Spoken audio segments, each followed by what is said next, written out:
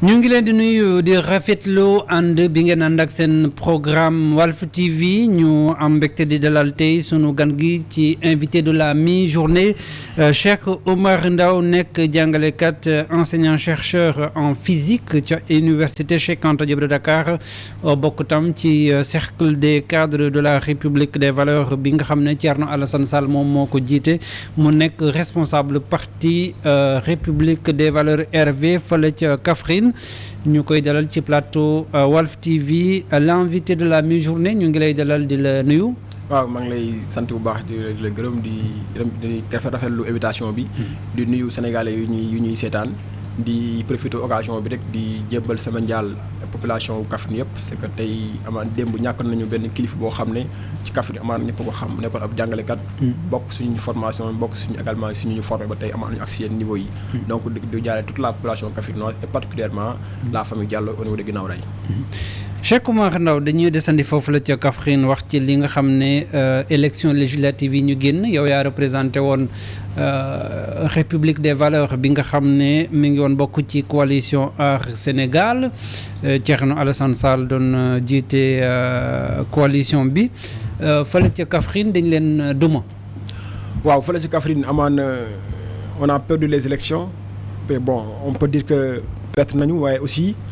gagné nañu c'est comme Nelson Mandela mu ko doon waxee rek amaana on ne perd jamais soit on gagne soit on apprend donc aujourd'hui c'est une première expérience qu'on a eue on est venu bon on n'a pas été vainqueur mais bon nekk na loo xam ne am na ay jàngat ñu ci def ak suñu équipe bon jàngat yi amaana bokk na ci ne peut-être teel a jóg bi waroon nañ cee taxaw waaye am na beneen jàngat mu ci def mooy tey war nañoo xeex ba nga xam ne guerre dina jóge ko ci seen politique parce que tey ku gagné muy Ablaye Sow moom ci boppam wax na ne dafa jënd ay élection wax na ko ci élection locale yi wax na ko ci élection législative yi te également kon da nga jàpp ne ay xaalis bu mu utiliser la tur ko ci dëkk bi pour jënd électeurs yi mais moom ci boppam sax su tëddee dina xam ne il n'est pas majoritaire xaalis su nekkoon xaalis bu mu génnee tur ko ci dëkk bi du gagné bokk na ci tey la veille des élections bu ñu suba la ñuy voté kër gu ne saako ceeb dugg na fa ak 10 000 francs ci borom kër gu ne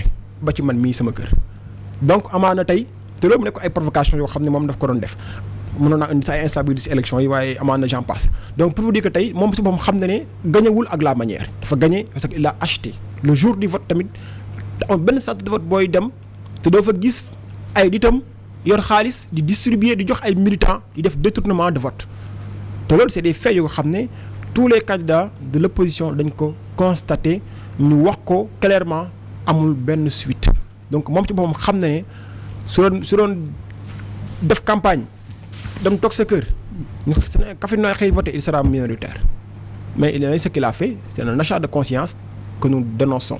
yow achat de conscience ngay wax mais li ñuy gis itam ci yenn image yi ak li nga xam ne moom la nekk di def ci commune bi mën nañu jàpp ne xëy na vision bu mu réalisation bu mu def ci dëkk ba ndax bi ñu ko falee maire yàggul xëy na kóolute googu moo waral ñu gagné.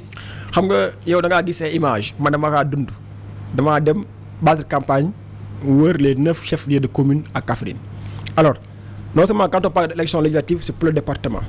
tey pour vous dire que lu muy wane li ñu wane ci télé bi maanaam moom image yu bëgg ñu wane ak moom lu muy def nekkul na Kaffrine loolu la ñuy xaar ci moom tey quand on parle de jël benn stade inauguré ko dafa tapis synthétique au moment où tey Kaffrine nga dem fa dans tout le département doo fa gis tali bu baax à part route nationale. waaw mais loolu tam nekkoon na demande prix de la jeunesse. c'est normal mu. mais gis nga la jeunesse tey lan lañ demandé lu njëkk lu ñu demandé mooy un emploi décent lu ñuy ëpp lu ñu demandé mooy faju lu ñu gën a demandé mooy tey tali yooyu man ma lay wax bu may dem Sarakoñ man dem Baba Neel dem Sanc Galngoone dem Affe Mouride ay jeunes laa fa fekk ñoom ñooñu ne dañuy bay ba pare mënuñoo jékkoog Sarakoñ wala dëkk yi ma lim léegi dem Kaffrine jaayee suñu gerte dëppaat ñëwaat mënuñu ko def parce que yoon yi baaxul te man bu ma fay dem j'ai pris beaucoup de temps pour accès fa ay kat la ñu yore woon donc pour vous dire que donc population boobu fa nekk soxla nañu courant soxla nañu ndox soxla nañu tëj yoon yu baax am na nga dem fa mel ne Affe Mouride amul poste de santé ku fa feebar lu mu guddi dañu teg charrette yóbbu la Kaffrine nekk ay conditions yu horribles yu terrible nga dem tey marché central. li ngay wax ni waa Kaffrine ñu ngi lay seetaan. raison pour laquelle ma koy wax c'est que j'avais promis là-bas que une fois les élections terminées même si je suis pas vainqueur je continuerai à porter leur plaidoirie donc raison pour laquelle tey ma koy wax question de reconnaissance la et c'est un devoir en tant que Kaffrinois alors loolu leen lu stop mooy tey nga jël marché central bu Kaffrine marché bi nga xam ne depuis ñun judd ba tey ñu ko fekkee marché ba noonu la mel ba léegi. mais maire bi ñu ngi koy soog a fal mënoo ko reprocher yooyu. mais mënoo ne xam nga tey entre stade bi ngay wax naam besoin jeunesse yi la mais stade marché ku fajuwul l'école lu baax amoo yoon yu baax mënoo football. mais loolu mënoo ko imputer ci koo xam ne bi ñu ko falee maire yàggul amul doon benn responsabilité ca Kaffrine. mais il a été ministre depuis quand. mais ministère bu mu yore du pour Kaffrine pour Sénégal. voilà c'est pas pour Kaffrine mais l'argent qu'il prend di ko tuur nit ñi di joxe ay 10 millions di joxe ay millions pour rien du tout pour un rien du tout stade bi ngay wax stade bi moo tax ma wax loolu mais stade bi ngay wax priorité bi du stade bi naam lu baax la mais du stade bi dégg am na yeneen priorité yu Kaffrine gën a soxla lu dul stade bi. mais loolu c'est dans l'axe programmatique. c'est dans l'axe loo xam ne da ngay ñëw rek ne da ngay def lépp. waaw néew ñu dañuy def lépp mais dama ne la dañuy commencer foo xam ne nit ñi dañu am yaakaar ni kii fu ñu jëmalee ci développement la mais fu ñu jëmalee du ci développement mais ci Mumbai la ñu jëmale parce que jumalewul tey amul benn accès moom teg na ko bi génn nit ñi ci ay jafe-jafe yu nekku ci parce que stade bu mu teg stade bu mu jël def ci ay millions quoi qu'on puisse dire d'accord aujourd'hui man dama ne lu Kaffrine mel moom ay kenn mu ko ci imputé ay responsabilités am c'est lui qui s'est battu aujourd'hui pour que Abdoulaye Wilane qui était maire et qui n'a absolument rien fait à Kaffrine li ma la wax nii yëpp c'était sous l'ère Wilane qui n'a rien fait. Lui, il a tout fait pour ramener Wilane au conseil départemental, pour ramener Wilane à l'Assemblée nationale. Du moom moo ko fa andi askan wi moo ko woote. Non, j'ai dit lui, il a tout fait parce que lui, c'est lui qui a battu campagne. moom xam na ci dara Kaffrine xam na ci dara. c'est lui qui était devant. waaye bu ñu xamoon ni Abdoulaye Wilane deful dala ci mairie bi même bu ko kii defalee campagne du ko votel parce que. xam nga ñun xam nga amaan na ñëpp yemuñ niveau de conscience te ñëpp yemoon niveau de conscience également élection yi jaar ci tolluwaay yaa di ci équité. tey Abdoulaye Wilane ni Abdoulaye Sow ne va régner à Kaffrine. da nga bëgg a wax ne waa Kaffrine xamuñu lu leen. j'ai pas dit ça j'ai dit que amaana ñëpp yemuñu conscience amaana ñenn ñi soo leen joxee xaalis ñu votel li nga bëgg amaana ñenn ñi amaana soo leen joxoon ay milliards. kon waa Kaffrine nga votel loolu nga bëgg a wax. dama ne la y a une population bi nga xam ne moom moo ko wax waxuma ko Abdoulaye Sow moom moo ne. dafa yow li nga wax laa bëgg a wax. parce que moom waxul li ngay wax yow yaa nekk di wax ne ni. Kaffrine bu ñu joxee population bi rek dootuñu xool li leen njëriñ di ñuy watel nit ki. non écoutez j'ai pas dit ça j'ai dit xam nga tey c'est par rapport à ce qui se passe à Kaffrine. li ngay wax nag foog nga ñeme ko. waaw mais li may wax dëgg lu ma wax rek. bu nekk di wax li nga xamante ne jël ko yëpp teg ko ci ndoddu Seydou Sow. alors que derrière ça yaa ngi bëgg a expliquer benn réalité aussi. mais raison pour laquelle j'ai dit qu'il y a du travail à faire am na si ñu nga xam ne dama ne la amaan na amuñu gis-gis bu sori trop ba mën a ràññeele kuy ñëw di ngeen jox xaalis ñu votal ko sans ñu jëluñ en conséquence après jëluñ en compte les conséquences qui vont en découler après. wala amaan na tey ñooñu tey liggéey bu rëy la tey si ñun ñi surtout nag si ndaw ñi ñu gën leen la yee suñu yaay des fois suñu yaay lay nekk suñuy maam ñu gën leen la yee ba nga xam ne suñuy voté dinañ jël en compte l'avenir de la jeunesse. parce que tey la jeunesse à Kaffrine la jeunesse dans sa majorité n'a pas voté pour Benno Bokk Yaakaar. Elle a voté pour qui? A voté pour l'opposition en généralité. te loolu c'est des faits. En particulier Yewwi Askan Wi donc c'est clair c'est ce qui se passe à Kaffrine donc tey lu desee ñoom Ablaye mooy ñu ngi xool ñi nga xam ne. maanaam Ousmane Sonko la ñu voté. quand je dis Yewwi Askan Wi j'ai pas dit Ousmane Sonko parce que yow vous êtes en train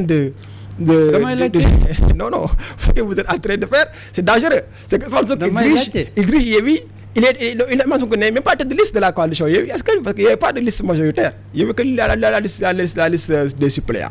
Donc ce que vous dites est grave. Ils n'ont pas voté pour Ousmane Sonko, ils ont voté pour Yewwi Askan Wi. Ça c'est mon avis personnel. Je pense que la jeunesse kaffrinoise est consciente. Ils n'ont pas voté pour Ousmane Sonko, ils ont voté pour Yewwi Askan Wi parce que ils ont cru peut-être au projet de Yewwi Askan Wi, ils ont voté pour Yewwi Askan Wi. Mais je dis, dans sa généralité, dans sa globalité, la jeunesse a voté contre Benno Bokk Yaakaar et ça, c'est un hic d'encouragement. Parce qu'aujourd'hui, quand on voit que la jeunesse est en train de se réveiller, ñu gis ne jeunesse baa ngi yeewu di faire la différence gars yi di leen jox xaalis ñu jël di lekk jour vote ñu dem votel keneen ñu dem votel Yewwi votel lu ñu gëm tey parce que soulagement la si ñun jeunesse bi nga xam ne. c'est parce que dañoo adhéré ci discours politique opposition bi nga xam ne bëggoo ko tudd Ousmane Sonko ndax loolu lay wax nu ñëwee fu mu jaar ne gars yi bu ñu leen joxee xaalis lekk leen après ngeen del voter le utile. loolu bokk na ci mais tey su ma jëlee exemple toujours population Kaffrine Macky Sall il a été au pouvoir depuis 2012 ba 2000 tey ñuy 2022. Kaffrine amul benn changement ci plan infrastructure bu ñu mën a wax ci wàllu économie ci route ci santé amul benn avancement bu ñu mën a wax tey Kaffrine fait partie des zones yi nga xam ñoo gën a dellu ginnaaw ci Sénégal donc tey jeunesse bi su nee ba yow gis ne c'est pas en un an que les Macky Sall dañu war defaraat Kaffrine c'est pas possible. bon mais yow jeunesse bi ngay waxal ni ñi dëkk Kaffrine am na ñoo xam ne dañoo jàpp ne yow sax sa appartenance ci opposition bi wóorut parce que da nga nekkoon ak Abdoulaye Seydou Sow mu jóge ca fekk ci Macky Sall ñu ci bëri sax jàpp ne da nga doon liggéeyal pouvoir bi ci suuf. ñu jàpp loolu amaana ñoom la engagé comme yow it amaana am na jàpp nañu ne peut-être. man damay laajte. waaw da ngay laajte moo tax dama la bëgg wax ne la. amaana yow sax kenn wax la loolu da ngay laajte amaana kenn wax la ko amaana sa xalaat da nga wax waaye damaa jàpp ne tey ñun ñu ma xam sama intégrité xam aujourd'hui ce que je suis capable de faire war na nga xam ne man su ma bëggoon a dem ci Ablaye wala su ma bëggoon am ak benn liaison Ablaye j'ai pas besoin de chercher de midi à 14h j'allais prendre mes responsabilités aller le rencontrer je n'épouse pas d'accord ma ak ci politique Ablaye Sow gëwuma président Macky Sall te àdduna du neex ba nga gis ma ci Macky Sall wala ci Abdoulaye Sow. D'accord. Analyse ou résultat yi nga xam ne ñoo tukkee ci élection législative bi ci niveau national seen tête de liste bi nekk sa ki nga xamante ne mooy seen président de parti Thierno Alassane Sall ngeen am benn député donc ci campagne bi ngeen battre ak discours ak seen contrat de législature bi yëpp sénégalais yi ne ñeneen la ñuy préféré ban jàngat ngeen am ci seen représentativité nationale. Bon déjà dañu si sant yàlla di sant sénégalais yu ñu votel ndax dem nañu élection jaay leen benn contrat jaay leen programme am na sénégalais yu ñu dégg apprécier ñu mu jaral leen ñu votel ñu am na sénégalais yoo xam ne amaana defuñu loolu donc tey jàngale bu ñu ci mën mooy déjà satisfaction la parce que am na ñu nga xam ne nii votel nañ ñu ba ñu am benn député donc loolu déjà sant yàlla la di remercier sénégalais yooyu maintenant mënoon nañoo am lu ëpp loolu am na nag ay choses yi nga xam ne ay paramètres yoo xam ne war nañu ko jël en compte peut-être amaana tey ñun suñu discours ak suñu programme ñu ko Sénégalais waroon a déggee ñu ko waroon a comprendre amaan na yeggul foofu donc loolu amaan na liggéey la suñu responsable Aar Sénégal ñu gën ci liggéeyaat ci communication bi maintenant nag am na ci yu nga xam ne ay tuuma la yu ay responsable Yewwi wala yeneen coalition opposition jël lang suñu kaw parce que suñu ay responsable yi nga xam ne suñu taxawee yan tuuma ngay wax kan moo leen tuumal naa dama siy ñëw suñu taxawee Ousmane Sonko su taxawee tey ne waa Aar Sénégal ñu ngi liggéey ak Macky Sall te amu ci benn firndeel sos la te sos nag anti-valeur Aar Sénégal il a dit clairement que toutes les listes y compris toutes les listes je dis excepté Yewwi et Wallu Aar Sénégal mais écoutez on a dit nous étions une liste quand j'entre ici au niveau de Walfadjri je dis tous les journalistes sont bons sauf Khoudoss mais écoutez Moustapha Diop s'il est là il est là-dedans soit il se défend soit il se tait mais il est là-dedans am déet donc c'est-à-dire que tey dama bëgg wax ne la quand lui il dit clairement taxaw ne toutes les listes excepté Yewwi ak Wallu ay Macky Sall la ñu liggéeyal on est là-dedans si biir la ñu bokk te amuy ay sos yoo xam ne amul benn preuve bu mën a léegi lu tax yéen Pape Djibril Fall les serviteurs bokk ci comme bu ñu jëlee exemple bi nga jël mu jiite leen raw leen ci résultat bi bu baax a baax sax non Pape Djibril Fall raw ñu bu baax a baax 56 000 voix la am ñun on a 52 000 voix. raw na leen waaw mais soo ne bu baax a baax a baax da nga may wax ay différence bu ñu ko nee baax baax parce que moom mi ngi soog a dugg ci géopolitique bi. yow loolu nga jàpp. Pape Djibril non li ma jàpp c'est la man li ma lay wax lu am la. mi ngi soog a dugg ci géopolitique bi foog nga nangu ko. Pape Djibril Fall il a eu des activités déjà dañ koy féliciter au passage di ko encourager ci yoon bu mu nekk c'est un leader. il s'est dëggal na boppam dem na élection am na un résultat bu am benn député un résultat satisfaisant dañ ko ci encouragé mu continuer ci yoon boobu noonu amuñu lenn lu ñuy wax ci loolu parce que nekkutoon na Pape Djibril Fall moom en tant que personne moo nekkoon wala liste moo nekkoon suñu rival déedéet ñun suñu rival kenn la war muy Benno Bokk Yaakaar moo nekkoon suñu rival toutes les listes de l'opposition jàppoon nañu ne am na ay points yu nga xam ne nii ànduñu si waaye nag am na point bi nga xam ne au moins ñëpp ñoo ko nuróole mooy fexe ba nga xam ne Macky Sall ak régime am dina nekk minoritaire à l'Assemblée nationale. lii moo tax ñu ne leen da ngeen di eenal Yewwi Askan Wi. ñun eenalu ñu kenn ñun soo xoolee baax dañuy nekk coalition boo xam ne dañu ne ñun tey ñëpp ñu composé la coalition commençant par Thierno Alassane Sall mais dafa bàyyi ay responsabilités politiques ay responsabilités ay ndomb tànk la bàyyi ci gouvernement génn dem opposition kooku nag lu ko jaral mu bàyyi ay responsabilités bàyyi ay moyens bàyyi ay leneen ak leneen ñoo opposition mais gisuma leneen loo xam ne également dina nekk opposition ba tax su gisee dëgg jàpp na liy dëgg lu ko wax. lépp lu ñu gis ñu jàpp na liy dëgg la dinañu ko wax mu neex ñi mu naqar ñee peu importe. d'accord en tout cas mi ngi dem assemblée nationale Thierno Alassane Sall jiite RV. République des valeurs nekkoon.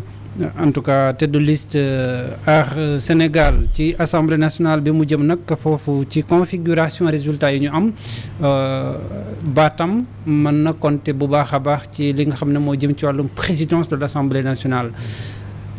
jàpp nga ni dana woteel opposition bi Yewwi Askan Wi wàllu. ni ko daal lu ma la mën di wax mooy lu leer mooy Thierno Alassane Sall ne va pas soutenir Benno Bokk Yaakaar du jàppale. candidat Benno Bokk Yaakaar même su nekkee sax Benno Bokk Yaakaar indi nañ profil bu baax parce que jàpp nañu ne tey képp ku nekk Benno Bokk Yaakaar ci ndiggalu Macky Sall ngay dox te loolu bokkul na tey su tax ñuy xeex dem élection parce que bëgg nañ assemblée am séparation des pouvoirs ak l'exécutif donc tey ñun lu leer ba leer mooy Thierno Alassane Sall du jàppale mukk benn leader bu jéekoo Benno Bokk Yaakaar donc il va soutenir un candidat de l'opposition ça c'est clair maintenant l'opposition lu ñu présenté comme candidat dinañu ko étudier et Thierno Alassane Sall le connaissant également les leaders de la coalition dinañ jël décision bu gën ci question boobu. kon bu dee profil bi ñu leen présenté baaxul doo leen ko woteel. Thierno suñu accès ci loolu dina def lu mu war a def te jàpp nañu ne il prendra la bonne décision. kon yow xam nga loo ci dara te amoo lenn loo koy wax. mais accès gu ñu si. pour balaa ñu ci xam dara non ñu ngi ci parce que le 12 décembre bii la ñuy dina taxawal assemblée nationale bi la ñu koy installé. oui c'est vrai xam nga le 12 lii moo tax ñu ne leen yéen position bi leerut loolu lañ leen di wax. position bi leerut ci lan. ci li nga xamante ne mooy présidence assemblée bi est-ce que di ngeen voter opposition wala am déet ngeen indi ay hypothèse de profil. ku doon sa tur bi seetlu na loolu mais li ngay wax dama ne la. yow yaa fi indi hypothèse de profil wax naa lu leer nañ léegi. nee naa la ce qui est sûr et certain mooy Thierno Alassane Sall la coalition Aar Sénégal du jàppalewut benn candidat bu ñu ko Benno Bokk Yaakaar. on va voter l'opposition ba léegi yow yaay tudd Benno Bokk Yaakaar mais il y a deux camps. il y a l'opposition et Benno Bokk Yaakaar. moom laa la wax nag ba léegi yow yaay tudd Benno man tudd ma Benno Bokk Yaakaar dama la ne yow yaa fi indi thèse profil du candidat de l'opposition. ça veut dire que am na loo xam ne yéen a ngi koy laam-laamee. tey si l'opposition présente deux candidats nag nga yaakaar boobaa la thèse du profil ne sera pas important. waxu ko ci sens boobu même bu dee sens boobu li ma la laaj bi c'est clair et précis. Est-ce que dina voter opposition bi. Thierno Alassane Sall votera l'opposition c'est clair. moo gën a yomb ngay andi ay thèse ay explication c'est clair. parce que lii moo tax ñu ne leen yéen seen position bi leerut. non suñu position est très claire il y a pas d'ambiguïté possible. ce qu'on dit est extrêmement clair amul benn ambiguïté bu ci am. du vote abstention. voter abstention mais yow loolu ñun mën nañu Thierno Alassane Sall lu nekk ci boppam naam jegalantoo nañ. damay laajte. jàpp ma ne Thierno dina voter abstention je sais que Thierno nu ma ko xamee bonne décision yi su ko waree jël dina ko jël. bu voter abstention da ngay démissionner. man waaw ay principe la àndee ak Thierno Alassane Sall te lu ma gëm ay son projet politique du ay décision bu mu jël. gëm naa ne mooy décision bu gën. décision moom bu mu jël rek d'accord naa ci. bu voté sax Benno Bokk Yaakaar d'accord nga ci. Thierno Alassane Sall lépp lu mu jël comme décision d'accord naa ci. d'accord Cheikh Oumar Ndao enseignant chercheur bokk ci cercle des cadres du parti République des valeurs bu Thierno Alassane Sall ñu koy jeexalee ci li nga xam ne jëm ci wàllum formation gouvernement bi. bi ñu taxawalee assemblée bi ba pare ñu ngi annoncé nii danañu taxawal ab gouvernement bu bees ak ci premier ministre kan nga ci séntu. waaw bon ñun loolu mënuñu ci sori sagal nekkuñu ci bopp Macky Sall. jegewuñu ko donc mënuñoo xam moom kan la xalaat en tout cas ñun lu ñuy xaar lu ñu amal solo ci mbir mi mooy gouvernement bi mu teg en place premier ministre bi mu teg en place na nekk koo xam ne soxla Sénégalais yi dinañu ko yitteel mu jóg taxaw pour xeex Sénégalais yi génn ci jafe-jafe yu ñu nekk loolu moo ëpp solo actuellement mais ay prédiction nekkuñu ci. parce que mënuñoo xam exactement kan lay proposer c'est à lui de regarder xool ban profil moo ko neex mu mettre ko comme tête de gouvernement ñun en tant qu'opposition on sera là pour surveiller on sera là aussi pour analyser. D'accord candidature seen leader bi en 2024 Thierno Alassane Sall candidat à la présidentielle yéen a ngi koy waaj wala. ñun déjà coalition la ñu nekk Aar Sénégal composé par des leaders. Aar Sénégal circonstanciel pour les législatives. Alternative pour une assemblée de rupture donc. waxuñu alternative pour une présidentielle donc normalement bu ñu weesee assemblée bi wala da ngeen fas yéene àndaat bu 2024. les leaders de la coalition Aar Sénégal kàngamu coalition Aar Sénégal ñu ngi ci négociation ñu ngi waxtaan ba léegi heure bu jotee dinañu génne communiqué ne Aar Sénégal fii la ñu tegu boobaa dinañ ñëwaat wala bind wax ak sénégalais yi ne leen diw mooy candidat Aar Sénégal wala. diw mooy candidat wu République des valeurs. kon yéen tam yéen a ngi ci nii wii nii non ci candidature seen leader bi xamagoo leen fu mu lan la war a def 2024. ñun dañoo nekk ci ab coalition laa la wax. coalition bi ay kàngam nekk ci. mais duñ jël décision unilatéralement. waaw mais gis nañu ñenn ñi nekk ci coalition yi di wax ne carrément ils sont candidats pour 2024. ñoom la engagé ñun suñu coalition daa am nu muy doxee. amoo leen fit boobu. ñun suñu coalition daa am nu muy doxee dañoo respecté wante suñu biir gëm ne lépp lu jot dañu ko def duñ toppuñ kenn suivre duñu kenn on a notre tempo.